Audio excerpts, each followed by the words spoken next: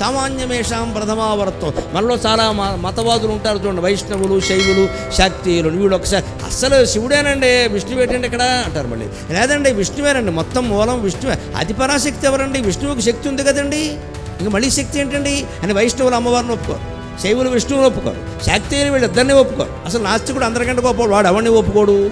ఈ పిచ్చి ఎక్కడి నుంచి బయలుదేరింది? దాని పిచ్చికి సమాధానం చెప్పాడు కాళిదాసు 2500 ఏళ్ల కింద. అంటే అప్పటి నుంచి ఉంది ఇది. ఏకైవ మూర్తి విభదే త్రిధాస. మీరు కొట్టుకు చావకండి అనవసరం. ఒకే మూర్తి 3గా మారి. అంతేకాదు సామాన్యమేషాం ప్రథమావరత్వం. ఓసారి ఒకళ్ళు ఎక్కువ అవ్వడం, రెండో వాళ్ళు తక్కువ అవ్వడం ఎప్పుడూ జరుగుతుంది. అందులో వాళ్ళకేం అహంకారాలు లేవు.